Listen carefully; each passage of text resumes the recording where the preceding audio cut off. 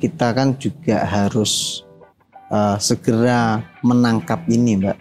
Karena seperti yang disampaikan oleh Mbak Wismanti tadi, dikhawatirkan ada penyelewengan, dikhawatirkan ada kebocoran di sana.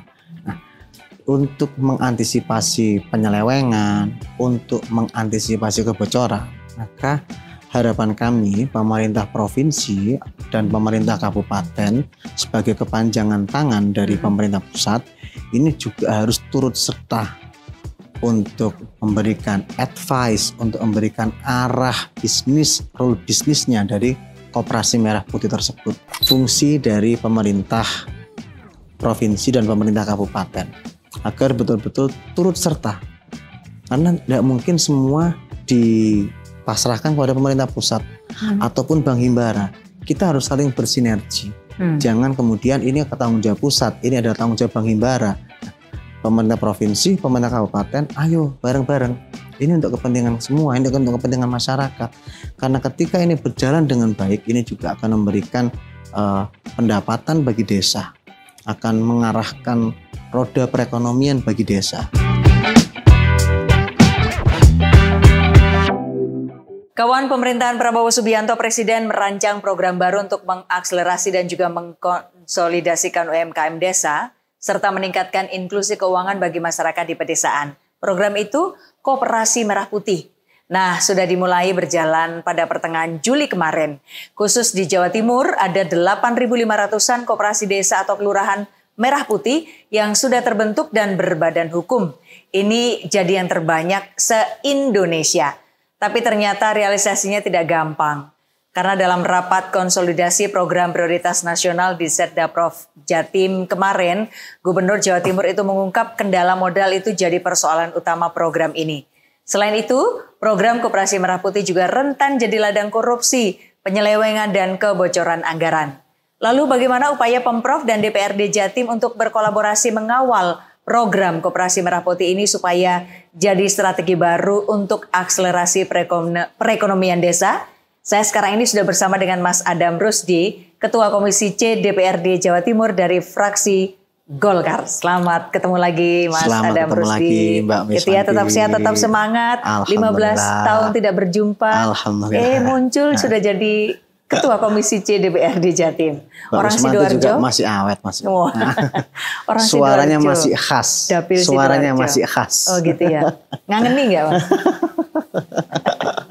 Oke, kita bicara tentang Koperasi Merah Putih. Apakah memang benar ini dipandang sebagai bagian penting dalam membangun kemandirian ekonomi saat ini? Kalau kami melihat cita-citanya Pak Prabowo, ini rasanya beliau betul-betul ingin mengimplementasikan Soko Guru Koperasinya Bung Hatta. Nah, karena dengan konsep koperasi ini, kami meyakini ketika ini berjalan dengan baik, ini betul-betul bisa memberikan dampak yang positif bagi desa. Jadi ketika ada krisis ekonomi global ataupun apapun, nah, insya Allah perekonomian yang ada di desa ini tetap bisa berjalan dengan baik. Nah, kami berharap seperti itu, Mbak. Semoga. Sistem operasionalnya itu nanti gimana? Apakah diserahkan ke masing-masing daerah untuk supaya dikelola dengan baik, atau sebetulnya ada sebuah pakem yang harus seperti ini begitu dari pusat? Sampai sejauh ini yang kami mendengar informasi yang melakukan pengawasan langsung ataupun mengkomunikasikan dengan para pengurus Merah Putih adalah Bank Himbara yang masih diberikan tugas utama dalam memberikan atau melakukan advice kepada para pelaku Koperasi Merah Putih ini. Tapi kita kan juga harus segera menangkap ini, Mbak. Karena seperti yang disampaikan oleh Mbak Wismanti tadi, dikhawatirkan ada penyelewengan, dikhawatirkan ada kebocoran di sana. Nah, untuk mengantisipasi penyelewengan, untuk mengantisipasi kebocoran, maka harapan kami pemerintah provinsi dan pemerintah kabupaten sebagai kepanjangan tangan dari pemerintah pusat ini juga harus turut serta untuk memberikan advice, untuk memberikan arah bisnis, rule bisnisnya dari Koperasi Merah Putih tersebut. Karena kalau ini nggak diarahkan, kasihan juga para pengurus Merah Putih ini, Mbak, mau dibawa kemana gitu, ibarat kayak lagu gitu, Mbak, mau dibawa kemana. Itu orang-orangnya apa sudah ada, sudah terbentuk begitu, Pak? Sekarang sudah terbentuk, Mbak, dan pengurus Koperasi Merah Putih ini itu bukan perangkat desa. Jadi betul-betul orang baru. Benar-benar maunya seorang profesional gitu. Semoga. Ya mereka. Tapi ini betul-betul orang baru yang dari desa tersebut. Nah, dan hari ini kami menganalogikan Koperasi Merah Putih ini adalah bayi yang baru lahir. Ketika bayi yang baru lahir, maka kita harus melakukan pengawasan secara intensif. Betul. Kayak Mbak, kita punya anak ya kan, harus kita berikan susunya, makannya kapan, ganti pampersnya kapan, dan banyak hal-hal yang lain yang harus betul-betul kita perhatikan. Ketika anak ini sakit bagaimana, itu kan fungsi dari pemerintah provinsi dan pemerintah kabupaten agar betul-betul turut serta. Karena tidak mungkin semua dipasrahkan kepada pemerintah pusat ataupun Bank Himbara. Kita harus saling bersinergi. Jangan kemudian ini tanggung jawab pusat, ini adalah tanggung jawab Bank Himbara. Nah, pemerintah provinsi, pemerintah kabupaten, ayo bareng-bareng. Ini untuk kepentingan semua, ini untuk kepentingan masyarakat. Karena ketika ini berjalan dengan baik, ini juga akan memberikan pendapatan bagi desa, akan mengarahkan roda perekonomian bagi desa. Tadi sempat berarti diakui benar kalau permodalan ini masih jadi kendala gitu ya Pak ya? Betul, betul. Kalau kami menilai bukan hanya akses permodalan saja, Mbak. Oke, permodalan terus apa lagi? Yang kami SDM? Itu yang kemudian harus kita tata lagi. Artinya kalau kita mau mau mencoba men-trace ulang lagi, berapa persen kira-kira sarjana ekonomi yang ada di desa, ya kan? Kan tidak semua ada sarjana ekonomi. Ini kita ngomong tentang profesionalitas. Artinya ketika kita berbicara koperasi ya SE kan. Sedangkan saya sendiri kan SPD ya, MPD ya kan. Sarjana penuh dedikasi ya kira-kira gitu. Bukan sarjana ekonomi saya juga. Nah, tentu ketika kami hari ini dipasrai sebagai ketua Komisi C, kami terus belajar tentang belajar keuangan yang ada di Provinsi Jawa Timur. Kami terus belajar tentang bagaimana perekonomian makro, tentang perekonomian mikro ya. Untungnya saya dulu pendidikannya pendidikan ekonomi juga, Mbak. Jadi saya sedikit-sedikit tahu lah, walaupun tidak pinter juga kita ini. Nah, dalam konteks ini tentu kalau kita berbicara tentang profesionalitas dari aspek pendidikan saja, tentu tidak mungkin merata. Ada yang punya, ada yang tidak punya. Itu dari sisi aspek pendidikan. Belum lagi pada sisi aspek kemampuan manajerial. Bagaimana tentang manajerial koperasi ini. Atau bahkan bagaimana bentuk dari koperasi ini. Apa sih koperasi ini? ADART-nya bagaimana sih koperasi ini? Nah, itu yang kemudian pemerintah harus memberikan edukasi, harus memberikan pelatihan kepada para pengurus Koperasi Merah Putih ini. Jangan kemudian para pengurus Koperasi Merah Putih ini disuruh memikirkan sendiri bagaimana kebijakannya, bagaimana arah bisnisnya. Nah, kita sebagai pemerintah harus hadir di sini. Apa sih susahnya ketika kita mau bekerja sama bergotong royong?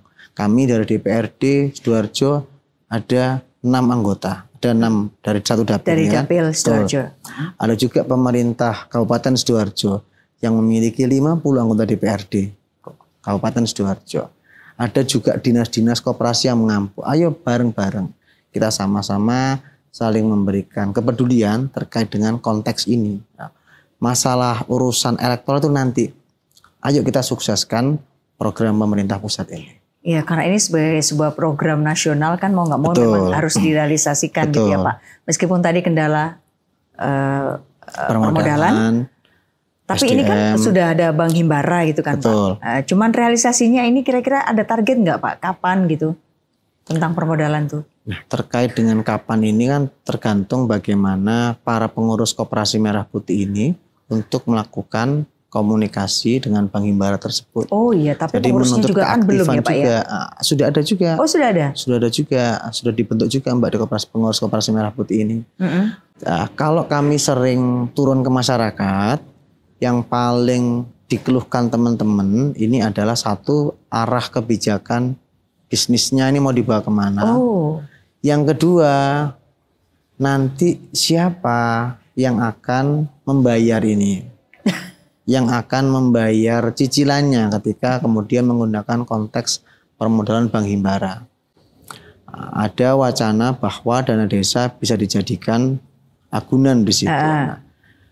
Tapi Mbak, kalau kami melihat pada konteks ini, yang harus kita perbaiki lagi-lagi adalah SDM, Mbak. Sehebat apapun pemerintah pusat, sehebat apapun pemerintah provinsi, dan sehebat apapun pemerintah kabupaten ataupun kota dalam meng-hire permodalan, kalau dari Koperasi Merah Putihnya ini tidak memiliki keseriusan dalam pengelolaan, maka kebocoran anggaran kita akan sangat tinggi sekali. Penyelewengan juga akan sangat tinggi sekali. Maka kenapa saya tekankan SDM-nya ini? SDM ini adalah untuk memberikan pendidikan dan pelatihan tentang bagaimana pola manajerialnya yang pertama. Kemudian yang kedua tentang bagaimana pola pengelolaan keuangannya. Yang ketiga tentang bagaimana pola marketingnya mereka. Dan yang keempat tentang bagaimana pola penataan internal koperasi mereka. Karena kalau empat ini tidak terintegrasi dengan baik, ini akan berbahaya. Karena koperasi ini kan asasnya adalah asas kekeluargaan, di mana seluruh anggota koperasi itu memiliki saham yang sama di sana. Kasarnya seperti itu. Nah, kalau kemudian internalnya ini terdapat permasalahan, ini akan terjadi kegoncangan yang pertama. Kemudian yang kedua, ketika arah kebijakan bisnisnya tidak ditentukan, mau bikin forum apa kalau anggota itu tidak mau mengetahui arah kebijakannya, apakah hanya sekedar forum cangkuran Koperasi Merah Putih di dalam Koperasi Merah Putih tersebut. Nah, setelah arah kebijakannya, tentu kalau arah bisnis kebijakannya sudah diketahui, maka terakhir ada marketingnya, pemasarannya bagaimana. Dan yang terakhir ketika tiga ini sudah teratasi adalah manajerialnya.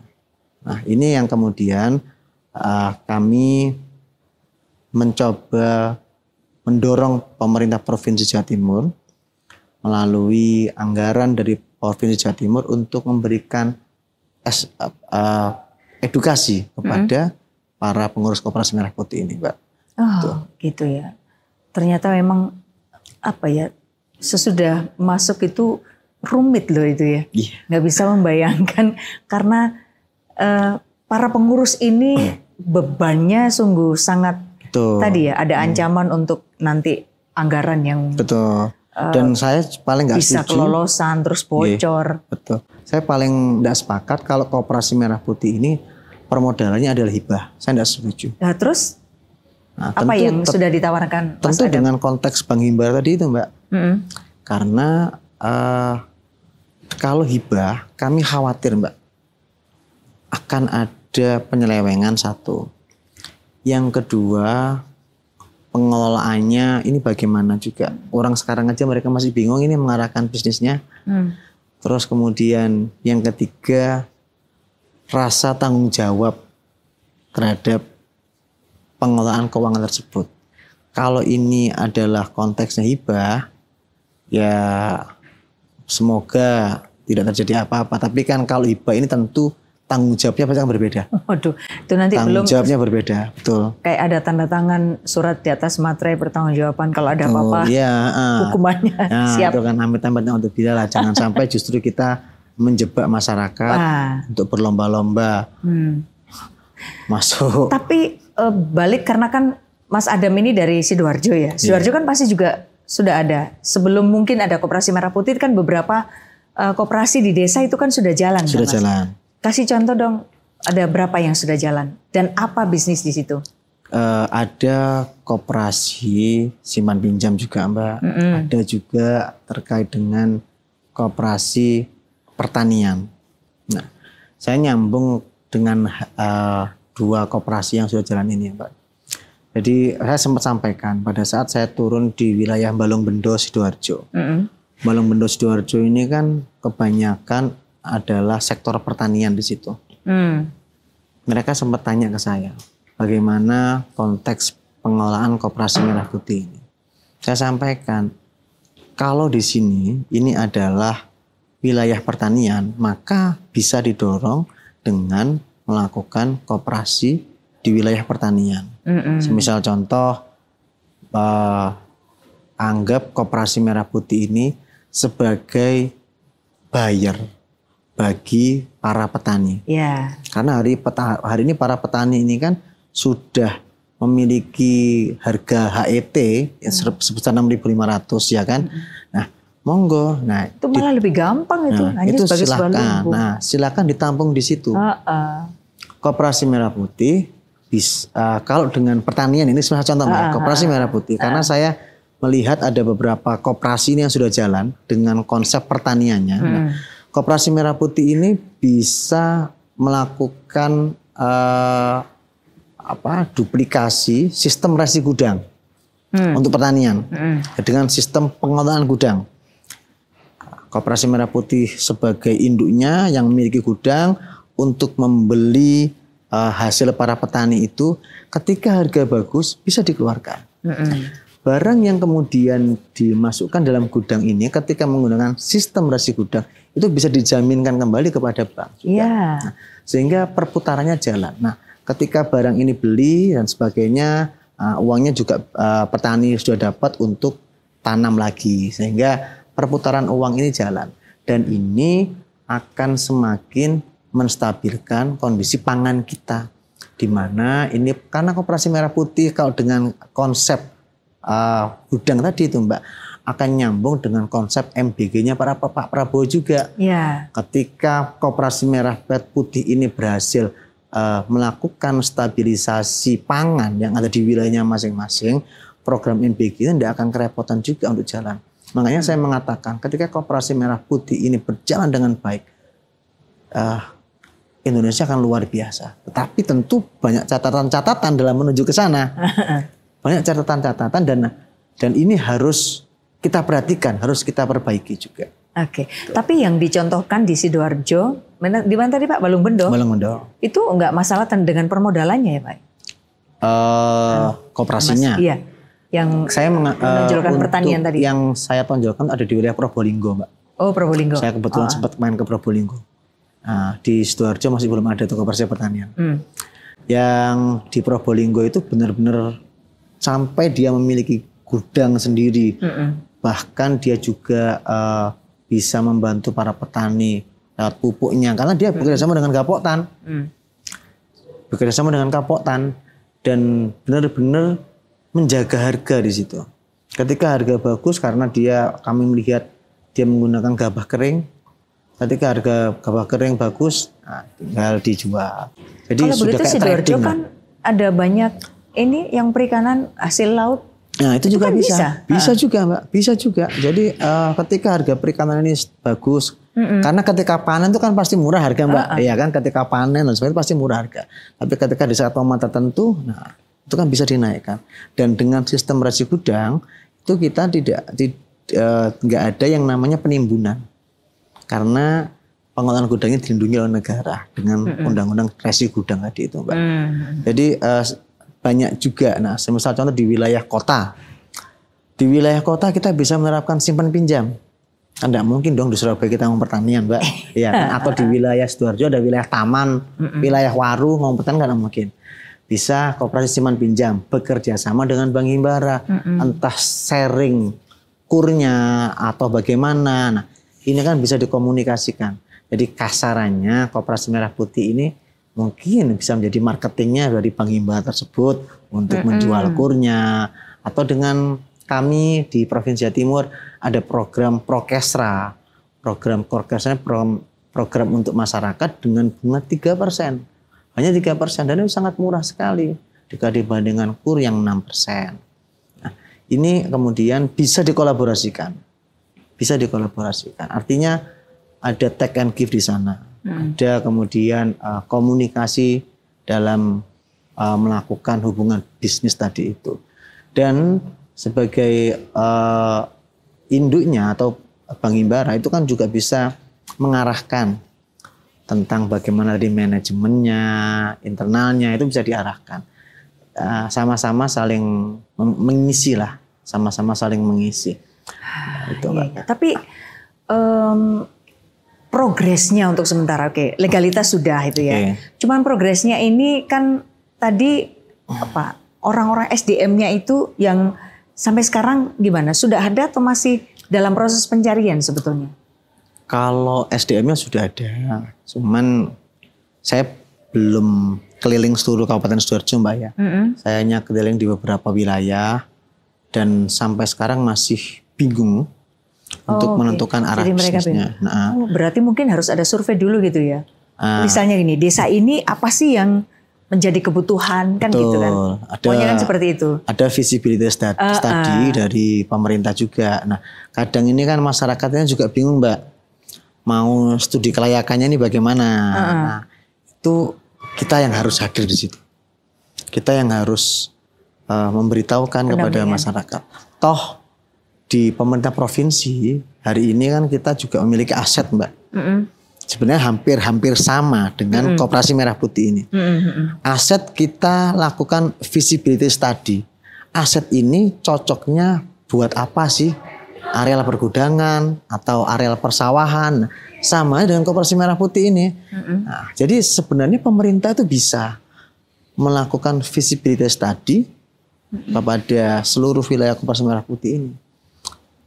Sampelnya, populasinya, sebagainya itu kan sangat bisa dilakukan itu. Tinggal keseriusan kita dalam meng-hire para pengurus Koperasi Merah Putih ini. Ini adalah anak-anak kita yang baru lahir. Ayo kita besarkan bersama-sama. Oke. Tapi balik ke soal permodalan, berarti sebetulnya permodalan ini karena ada Bank Himbara sebetulnya tidak masalah ya Pak? Harusnya selesai, tinggal berani dan menentukan arah kebijakannya. Gitu. Ini nanti kalau ngomong PIC-nya itu siapa sih Pak? Maksudnya gimana? Kalau ngomong Jawa Timur gitu ya, kalau ngomong Koperasi Merah Putih itu kita harus tanya siapa? Dinas Koperasi kah atau siapa gitu? Dinas Koperasi tentunya. Langsung Dinas Koperasi ya. Oke, Dinas Koperasi dan itu nanti yang di kabupaten kota begitu ya. Betul. Nah, cuma kemudian, kan Dinas Koperasi kan juga terbatas, Mbak. Nah, ya itu maksudnya. SDM kan juga terbatas kan. Nah, jadi tentu harus bekerja sama. Di Dinas Koperasi kami himbau hari ini. Karena kami kan di Komisi C, mitra kami bukan Dinas Koperasi ya. Tapi kami memiliki Bank Jatim. Kami ada Bank UMKM. Kami arahkan dan sampai hari ini masih belum ada instruksi secara langsung agar BPD ini, Bank Perwakilan Daerah ini untuk turut serta. Tapi kami sampaikan kalau seandainya kami ada kegiatan pelatihan ataupun apapun, kalau pihak Bank Jatim atau Bank UMKM ini saya undang, tolong hadir untuk memberikan bagaimana sih gambaran koperasi itu. Karena esensinya mereka kan tahu Mbak tentang bagaimana ya minimal mengolah koperasi simpan pinjam lah. Iya. Gitu. Oke. Untuk yang secara umum kita bicara tentang Sidoarjo saja dari antar desa kelurahan itu kan beda gitu. Betul. Terus Jawa Timur yang tadi 8.500-an. Maaf, ya kami secara pribadi juga tidak bisa membayangkan tingkat kesulitannya kayak apa. Apalagi kalau ngomong tentang SDM yang masih perlu mendapatkan pendampingan gitu ya Pak ya. Betul. Tapi nanti kalau misalnya terjun ke lapangan selaku Ketua Komisi C DPRD Jawa Timur gitu, apa sebetulnya strategi yang ingin Anda bawa dan Anda sampaikan gitu ya kepada publik untuk supaya Koperasi Merah Putih ini benar-benar bisa berjalan dengan baik di Jawa Timur, Pak? Ya. Kalau kami yang pertama, kami tentu menyarankan kepada para pengurus Koperasi Merah Putih ini untuk melakukan visibility study dulu. Visibility study. tentang studi kelayakan bisnisnya bagaimana. Kemudian yang kedua setelah sudah mendapatkan studi kelayakan bisnisnya ini, tinggal menyusun bisnis plan-nya dia. Nah, bisnis plan-nya baru kemudian berbicara terkait dengan konteks permodalan di sini. Nah, kalau bisnis plan sudah ada, permodalan sudah ada, tinggal bagaimana komitmen antar pengurusnya ini untuk kemudian membesarkan Koperasi Merah Putih ini. Karena memang kalau ini berhasil Mbak, dahsyat tuh. Iya, dahsyat paham itu. Tapi adakah target gitu Pak, saat kapan itu bisa terrealisasi? Kami insya Allah, kalau dari program dari kami Mbak ya, program dari kami insya Allah akan berjalan di bulan Oktober nanti. Ini sudah September, berarti bulan depan bulan Pak? Depan insya Allah. Insya Allah. Serius nih ya? Serius, Oktober Kami November. tagih loh Pak nanti. Siap. Informasinya. Oktober November, monggo. Ketika ada pelatihan kami akan undang rekan-rekan Suara Surabaya untuk mendengarkan secara langsung tentang bagaimana sih harapan kami kepada Koperasi Merah Putih ini. Karena sesudah itu kan juga harus ada komitmen supaya tidak ada penyelewengan dan sejenisnya itu. Betul. Itu kan juga harus disampaikan. Betul. Berarti harus ada sebuah payung hukum yang harus ditaati bersama kan? Iya, betul Mbak. Betul. Oke, balik tadi DPRD Jawa Timur yang mau mendorong supaya perekonomian di desa itu bisa berkembang. Mengelaborasi dengan UMKM yang sudah ada itu gimana nanti Pak? Dari Koperasi Merah Putih. Betul. Nah, kalau dengan UMKM ini tinggal ini kita berandai-andai Mbak ya. Seandainya Koperasi Merah Putih sudah clear ini ya kan, sudah clear dan sudah jalan. Karena kebetulan kami ini kan juga melakukan pembinaan UMKM juga, kami pribadi. Sehingga kami bisa mengarahkan langsung berkaitan dengan UMKM ini. Karena sebenarnya UMKM itu yang diharapkan dari para pelaku UMKM ini, satu mungkin secara umum masih permodalan Mbak ya. Tapi yang kedua adalah membangun keseriusan dalam melakukan usaha. Nah, Koperasi Merah Putih jika ingin menggandeng UMKM, ini kan pasti konteksnya adalah berbicara tentang koperasi simpan pinjam. Nah, ketika berbicara tentang koperasi simpan pinjam, maka ada resiko yaitu NPL, non-performing loan, yaitu katakanlah kredit macet. Nah, permasalahan kredit macet ini kan juga pasti akan menjadi sebuah permasalahan baru bagi Koperasi Merah Putih jika itu berjalan. Maka ketika menggandeng UMKM pada konteks koperasi simpan pinjam, Koperasi Merah Putih ini harus melakukan pendampingan terhadap UMKM tersebut. Sama halnya dengan yang dilakukan oleh Bank Himbara, dengan Bank BPD ketika memberikan pengarahan kepada para pelaku UMKM ini tentang bagaimana pengelolaan usahanya, tentang bagaimana peruntukan usahanya, dan tentang bagaimana pengembangan usahanya. Karena para pelaku UMKM harus dikontrol juga agar mereka bisa menentukan usahanya dengan baik.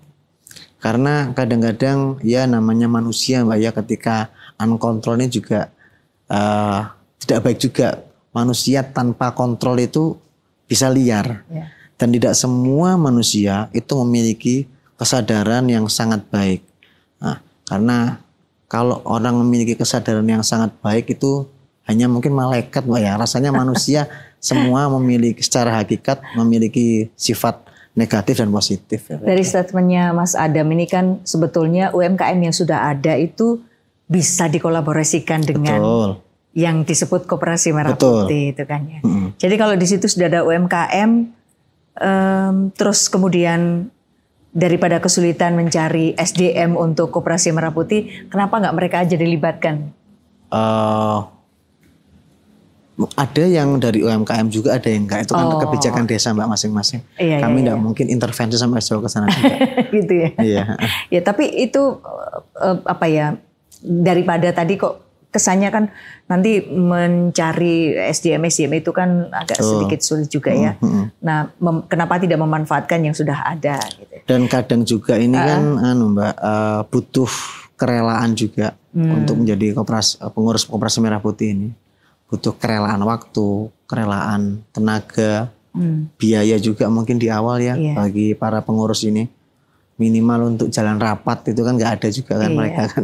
Kalau UMKM itu kan mungkin nanti keuntungan untuk dia sendiri, sementara kalau masuk di Koperasi Merah Putih kan untuk keuntungan bersama. Oh, wow. Oke. Harapan Mas Adam sendiri sebetulnya nanti koperasi di Jawa Timur ini inginnya seperti apa ya 5-10 tahun ke depan gitu? Ya, kami tentu berharap, Mbak, 5-10, ya mungkin tidak mungkin lah kita bisa 100% semua berjalan dengan baik, Mbak ya. Tapi kita mengikhtiarkan minimal koperasi ini betul-betul berjalan dengan baik. Dan kami pun juga akan terus melakukan pengawasan dan pendidikan juga kepada para pelaku pengurus Koperasi Merah Putih ini. Sehingga perform Koperasi Merah Putih ini betul-betul bisa berjalan dengan baik, bisa stabil dalam sisi pelaksanaannya, dan semoga Koperasi Merah Putih ini betul-betul bisa memberikan dampak ekonomi yang sangat luar biasa dan bisa meningkatkan daya beli masyarakat dan bisa meningkatkan aspek ketenagakerjaan juga di wilayah desa, Mbak.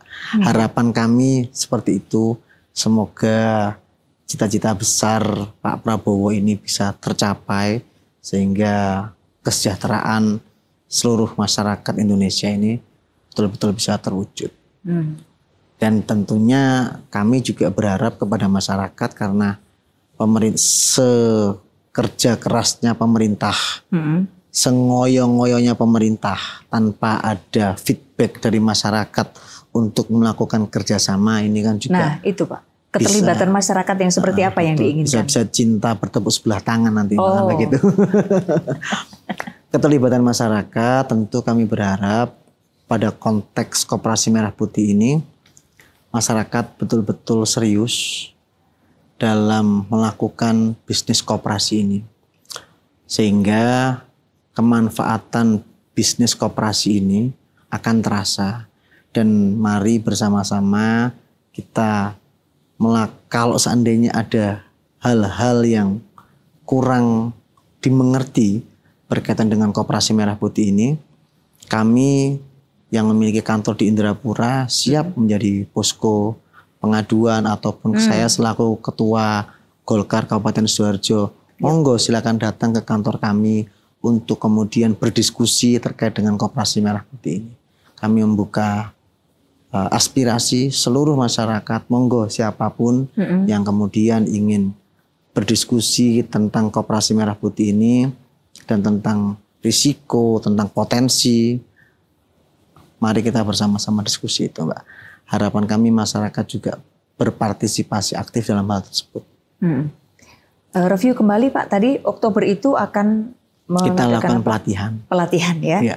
Jadi bulan Oktober 2025 itu titik awal untuk pelatihan pada seluruh SDM yang terlibat di dalam Koperasi Merah Putih. Memang masih belum semua, Mbak, step by step.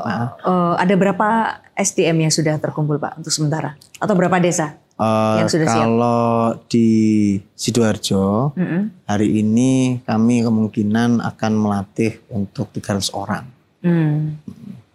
Memang belum semua, Mbak. Belum semua. Tapi Oktober itu akan ada pelatihan step by step kami akan setiap bulan paling nggak kami lakukan untuk itu. Baik.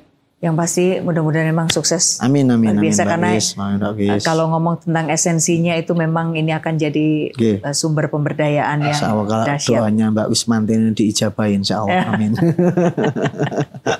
Waduh. Ini Mas Adam Rusdi, Ketua Komisi C DPRD Jawa Timur.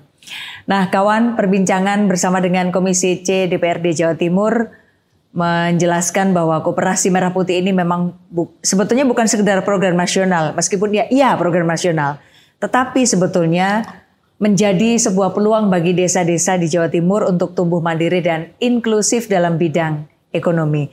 Tetapi memang peluang ini hanya akan jadi kenyataan kalau kita semua bersama-sama mengawal secara operasionalnya, kemudian transparansinya nanti, memastikan permodalannya berjalan efektif, menjauhkan program ini dari praktek-praktek yang merugikan masyarakat. Dan sebagai rumah rakyat, tadi DPRD Jawa Timur berkomitmen untuk terus menjadi pengawas, gitu kan? Terus mendampingi, bersinergi dengan pemerintah agar Koperasi Merah Putih ini benar-benar menjadi instrumen pemerataan kesejahteraan, Amin, amin. bukan sekedar proyek formalitas. Amin, amin. Baik, kawan, terima kasih Anda sudah menyimak podcast Suara Surabaya. Tentu Anda bisa nantikan episode berikutnya dengan tema dan narasumber inspiratif lainnya. Saya Wismanti pamit, sampai ketemu.